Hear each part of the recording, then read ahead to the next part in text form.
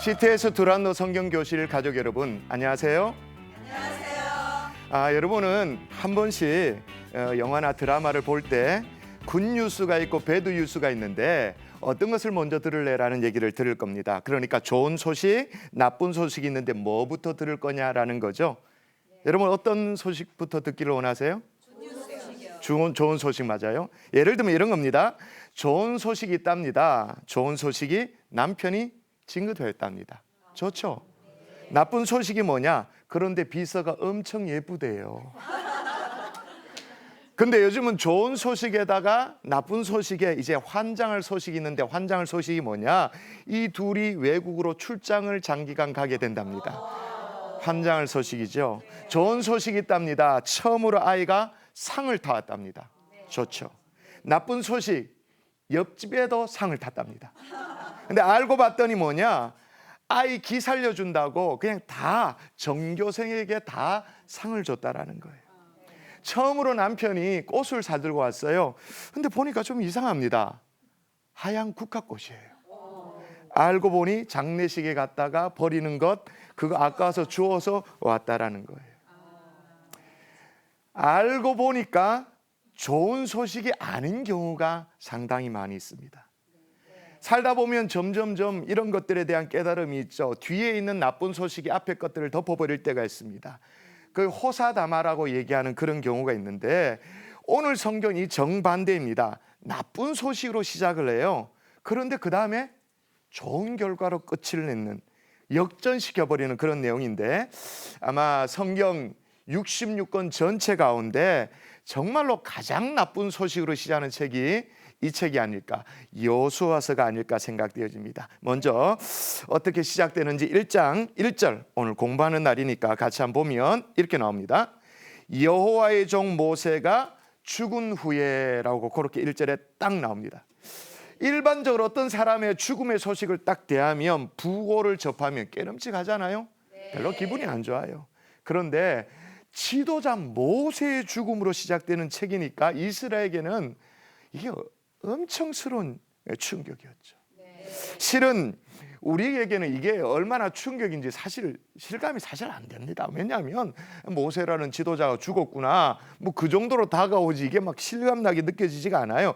그런데 우리가 펼쳐든 이 여호수아 1장 바로 직전, 여러분이 성경을 가지고 있으니까 보시면 아는데 바로 직전에 보면 신명기 말미에 어떻게 적어놨는가 한번 보십시다. 자, 신명기 말미에 신명기 34장 11절 12절 자 같이 한번 읽어볼까요? 여호와께서 시작.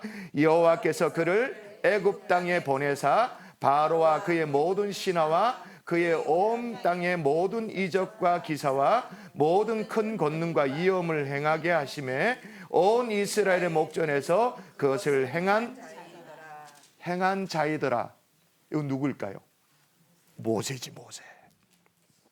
모세가 이 정도였다라고 여호수아서 바로 직전에 기록하고 있는 애굽의 바로 왕과 완전히 맞짱을 뜨면서 이스라엘 백성들을 해방시킨 지도자였다 그렇게 기록하는 거예요.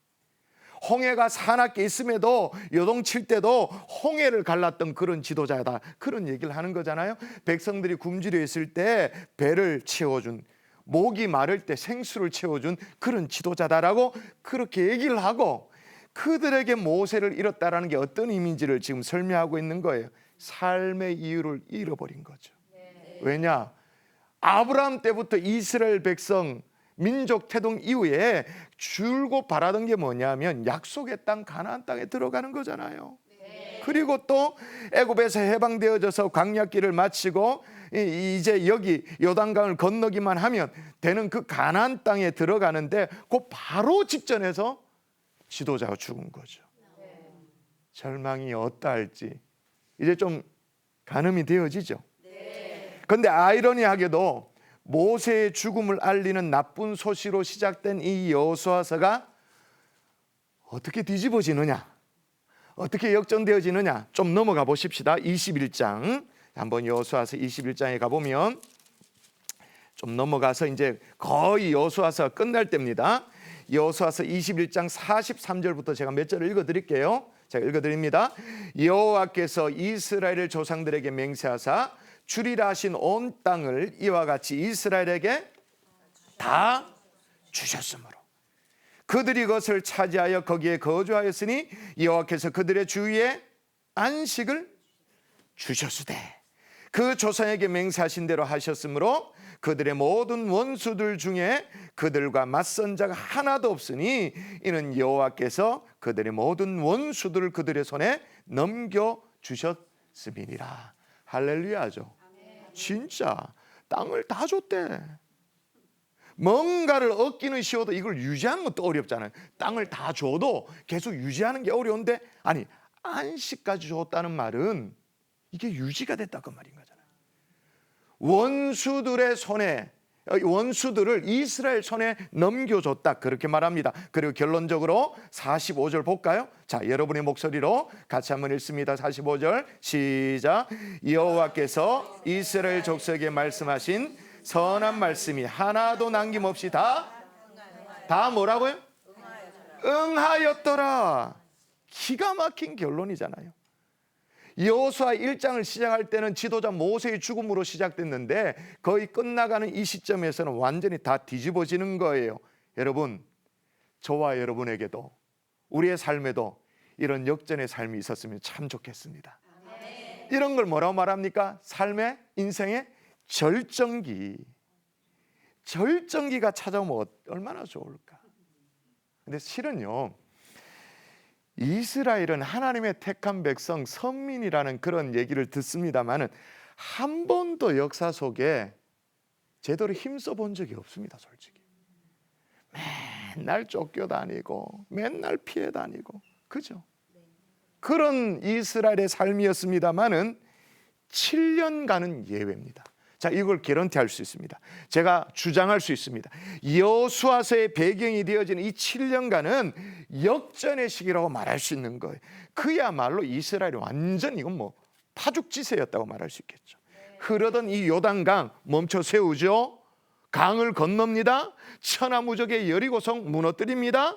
그리고 그 당시에 가나안 땅을 정복하고 있었던 왕들 강제로 명퇴를 시켜버립니다. 명예퇴직 완전히 그냥. 거기에다가 태양을 멈춰 세웁니다. 이스라엘 역사에 한 번도 없었던 주인공 역할, 절정기에 도달하게 되어지는 거죠. 여러분 물어보십시다. 여러분에게, 저와 여러분에게 이런 절정기 어떠세요? 황금기 필요하지 않습니까? 예. 우리의 어떤 눈물, 우리의 한숨 그거 지새운 삶이 아니라 정말 기쁘고 정말 활기찬 그런 절정기 우리가 꿈꾸는 바이잖아요. 그래서 오늘 이스라엘 역사에 정말 유래를 찾아보기 어려운 이 절정기가 언제부터 시작되었는지를 살피면서 저와 여러분도 정말 지긋지긋한 이 삶, 이 광야 같은 삶 종지부를 딱 찍고 가나안 시대를 열어가는 하나님의 축복된 사람 될 수 있기를 주 예수 이름으로 축원합니다. 아멘. 지금도 안 늦었어요? 지금도 늦지 않았습니다. 보십시오. 지금 모세의 죽음으로 시작된 여호수아서가 나중에 역전되어지지 않습니까? 내 인생 아무리 나쁜 소식으로 시작했다 할지라도 뒤에 좋은 게 오면 되는 거예요. 네. 막판에 골을 넣으면 이기잖아요. 네. 여러분의 인생의 절정기를 꿈꿀 수 있기를 주 예수 이름으로 축원합니다. 그러면 그 절정기의 시작이 언제부터인가? 그게 제일 중요한데 한번 따라 하실까요? 가나안에 들어가면서부터. 어디에 들어가면서부터라고요? 가나안에 들어가면. 자, 2절에 보면, 자, 성경을 따라 지금 말씀을 하고 있는데요. 2절 제가 읽어볼게요. 내 종 모세가 죽었으니 이제 너는 이 모든 백성과 더불어 일어나 이 요단을 건너 내가 그들 곧 이스라엘 자손에게 주는 그 땅으로 가라. 그렇게 돼 있죠. 내가 그들 곧 이스라엘 자손에게 주는 그 땅으로 가라라고 말합니다. 그 땅이 어떤 땅이에요? 그 땅? 가나안 땅이죠. 어느 정도 신앙생활 하신 분들은 이 가나안이 뭘 의미하는지를 웬만하면 다 알 거예요. 근데 어떤 분이 그래요. 가나안 그 빵집 아이가? 가나안 베이커리. 또 어떤 사람은 가나안 그 중국집이지. 짜장면 시켜 먹는 반점이지. 그렇게 얘기하는데, 그래도 좀 성경에 이해가 있는 분들은 오늘 본문에 가나안을 건너간다고 했으니까 요단강을 건너간다고 했으니까 요단강을 건너간다. 이 세상을 작별하고 저 너머의 어떤 세상, 그걸 왜냐하면 우리가 장례식장에서 자주 부르는 찬송가 때문에 그렇잖아요. 해보다 더 밝은 저 천국 믿음만 가지고 가겠네. 믿는 자 위하여 있는 것 우리 주 예배에 두셨네. 그 다음 후렴구가 어떻게 되죠? 알면서 며칠 후 요단강 건너가. 그래서 요단강을 건넌다 생각하면 천국을 생각하는 거예요. 죽음을 생각하는 거예요. 자, 그러면 정신을 챙겨서 여러분 대답하십시오. 요단강을 건넌다라고 말하면 관습적으로 천국을 이해하는데 진짜로 천국이 맞나요? 어때요? 요단강을 건너 들어가는 곳이 가나안이다. 만일 그곳이 천국이다라고 말하면 여호수아 시대 때 있었던 이 어떤 인생의 절정, 역전, 이거 우리는 꿈도 못 꿉니다. 왜요? 죽어야 하니까. 요단강 건너가는 것은 천국이라면서요. 그러면 우리가 죽어야 되니까 이 땅에서 이룰 수 있는 것이 아니에요. 죽어서 천국에 가서나 이루는 것이니까. 그런 의미가 아니죠. 여러분 알려드립니다. 가나안은 천국의 상징만은 아니에요. 찬송가로는 아름다운 어떤 가사이고 또 관습적으로 가나안 그러면 천국으로 그렇게 이해합니다만 그것만이 전부가 아닙니다. 여러분, 천국에 적이 있어요, 없어요? 천국에 적이 있어요, 없어요? 없지. 그런데 가나안에는 적이 있어요. 천국에는 전쟁이 있어요, 없어요? 없지. 그런데 가나안에는 전쟁해야 돼요. 여호수아가 적어도 31번의 전투를 치렀어요. 그러므로 가나안은 천국만을 상징하는 것이 아니에요. 뭘까요? 그리스도인이 살아가는 오늘, 믿음으로 살아가는 오늘. 그러므로 가나안 땅에 들어간다는 건 뭐냐? 광야를 떠나서 믿음으로 오늘을 살아가는 거죠. 애굽은 우리가 구원받기 전의 삶을 의미합니다. 바로에 상징되어지는 이 사단이 우리를 가로막습니다. 죄의 노예로 그렇게 살도록 합니다. 죄책감과 어떤 죄의 족쇄로 우리를 막 질질 끌고 다니면서 힘겹게 살도록 그렇게 말합니다. 근데 어느 날 구주가 우리 가운데 찾아오십니다. 그분이 십자가의 은혜로 이스라엘 백성들이 홍해를 건넜듯이 영혼의 해방이 찾아오게 되어지죠. 근데 문제는 딱 여기까지예요. 딱 여기까지. 그냥 그대로 답보 상태. 그냥 광야 정거장. 구원은 받은 것 같은데 가나안의 축복은 아닌, 애굽에서 해방은 받은 것 같은데 왜 이래도 신앙생활이 별로 낙이 없고 재미도 없고 뭐가 문제지 싶어서 교회가 문제인가? 교회를 옮겨볼까? 아니면 어디 영한 데 가서 물어볼까? 뭐 그러기도 하고 그런 일이 벌어지죠. 삶이 가나안의 축복을 누리지 못하는 거예요. 그렇다면 어떻게 하면 좋은가? 오늘 본문을 보면 제가 다시 한번 2절 읽어드릴게요. 내 종 모세가 죽었으니 이제 너는 이 모든 백성과 더불어 일어나 그 다음에 이 요단을 건너 내가 그들 곧 이스라엘 자손에게 주는 그 땅으로 가라. 싹 다 뭐려고 하냐면 다 액션 동사가 나와요. 일어나 요단을 건너고 주신 땅 가나안 깊은 곳에 들어가라. 그냥 있어서는 안 된다 그 말인 거죠.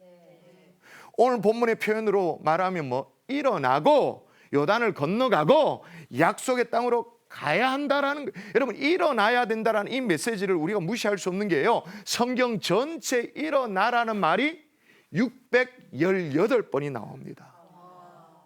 이 정도인 거예요. 그냥 있어서는 안 된다는 거예요. 세월만 보내서는 안 된다라는 거예요. 여러분, 가나안 주변은 가나안 아닙니다. 광야지. 그거는 주변만 맴돈다고 되는 게 아니에요. 여러분, 이제 새해를 맞이했는데 이 지긋지긋한 주변, 이 광야를 끝내고 가나안에 한번 쑥 들어가는 저와 여러분 될 수 있기를 주 예수 이름으로 축복합니다. 아멘. 또 하나, 광야 정거장을 어떻게 하면 떠날 수 있는가? 할 수 없다라는 이 질병과 싸워야 돼요. 할 수 없다라는. 여러분, 이스라엘의 절정은요, 가나안의 7족속과 싸우기 전에 자신들 속에 있는 이 나는 할 수 없다라는 이 고질적인 질병, 이 고약한 역병과도 같은 이 패배의식, 이걸 싸우면서 떠나게 되어진 거예요. 여러분, 우리는요 곧잘 할 수 없다고 말합니다.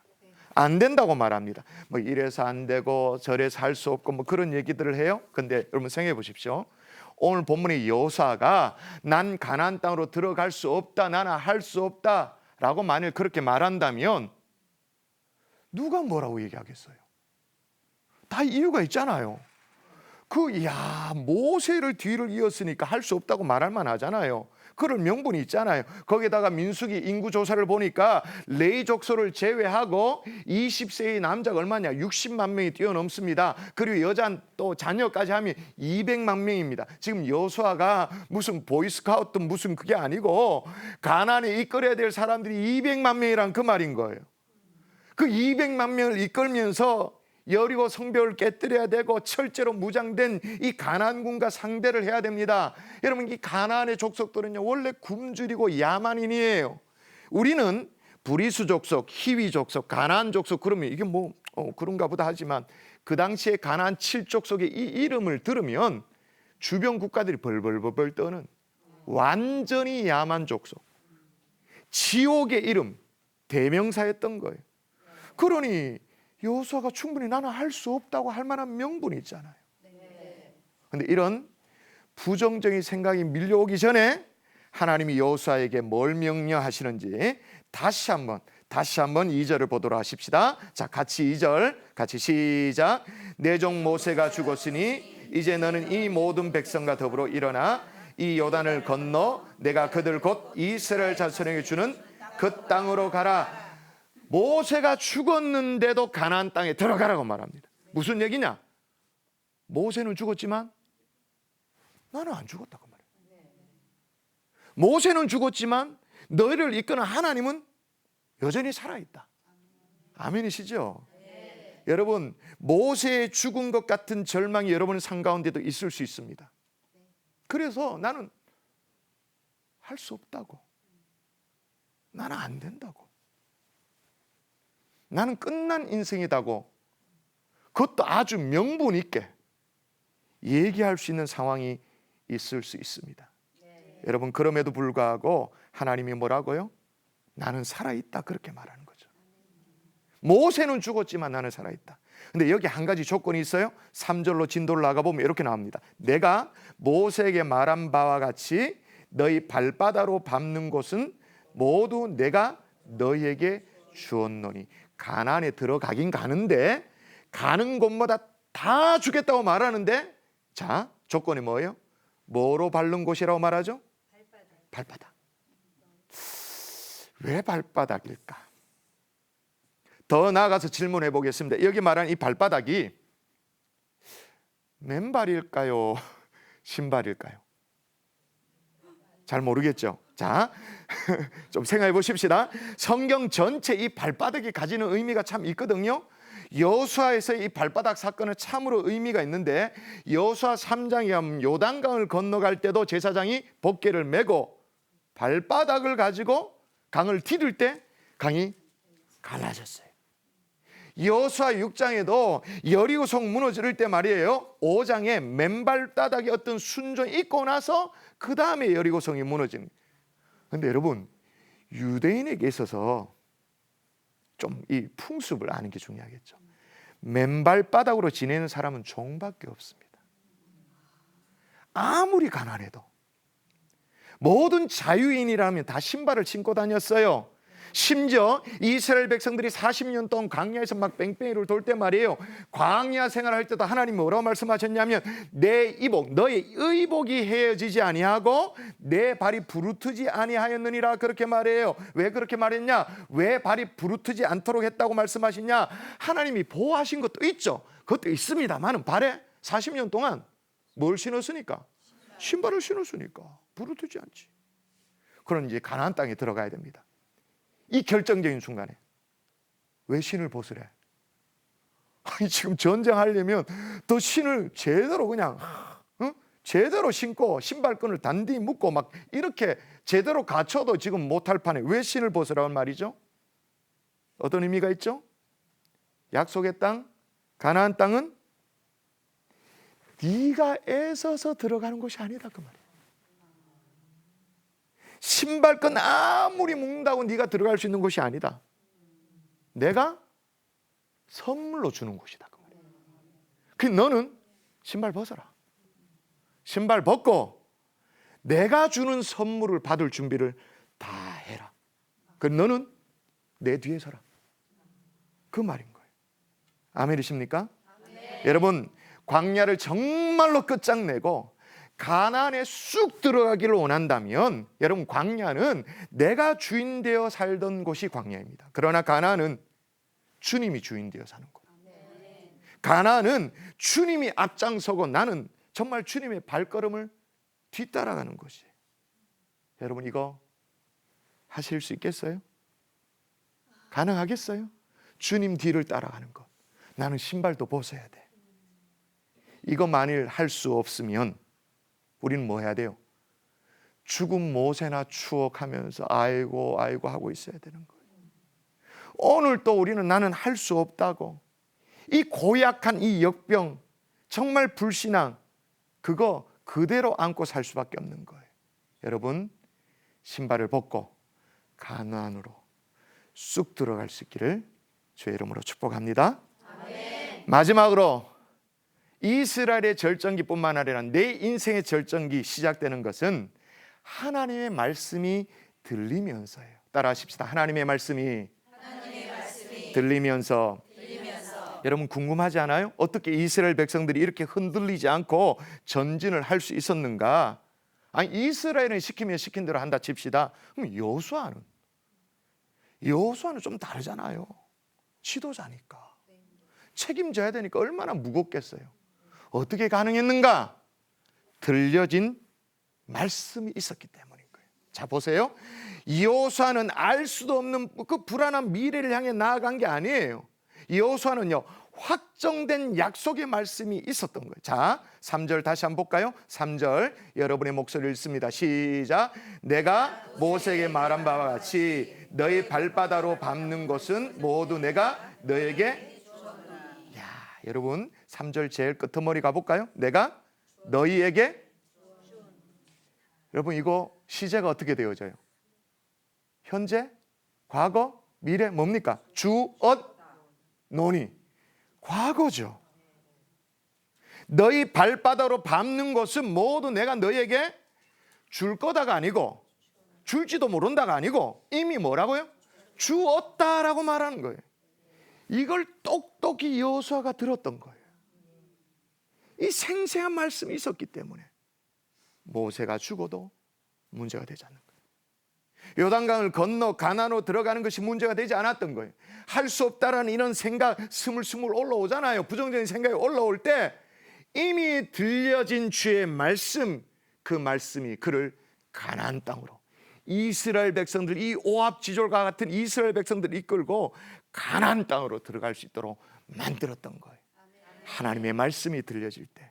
아멘이시죠? 여러분, 오늘 이 시간에 여러분에게도 다시 들려지는 하나님의 말씀이 분명히 있을 수 있기를 주 예수 이름으로 축원합니다. 그래서 영국의 신학자 존 스타트 목사님은 믿음의 흉배 아시죠? 믿음의 흉배는 앞에만 붙어 있대요. 앞에만. 뒤에는 없다는 거죠. 왜? 들려진 하나님의 말씀을 붙들고 뭐만 하도록? 전진만 하도록. 인생의 절정, 전에 경험하지 못한 절정, 이게 시작되어지는 은혜를 누릴 수 있기를 주의 이름으로 축복합니다. 근데 언제냐? 그게 중요하잖아요. 광야 주변을 맴돌 때가 아니에요. 애국에서 나온 것으로 만족할 때가 아니에요. 가나안에 들어가는 거죠. 그러니까 우리에게 적용한다면 교회 출석하는 정도로 만족하는 게 아니에요. 적당히 예배 정도 드리는 걸로 만족하는 게 아니에요. 그리스도 안에 더 풍성한 은혜 안으로 쑥 들어가는 거예요. 또 하나, 나는 할 수 없다 이런저런 핑계 대면서 그렇게 있을 때 이런 역사 일어나는 게 아니에요. 할 수 없다는 생각이 들 때, 그래 나는 할 수 없지만 주님은 할 수 있다. 모세는 죽었지만 하나님 살았다라고 얘기한 것처럼 나는 할 수 없지만 주님은 할 수 있다. 이 믿음으로 나아가는 거예요. 오늘 다시 한번 또 우리 모두에게 약속의 말씀이 들려짐으로 말미암아 그리스도 안에서 이미 약속하신 풍성한 이 가나안의 축복 다 누리는 하나님의 종들 될 수 있기를 주 예수 이름으로 축원합니다.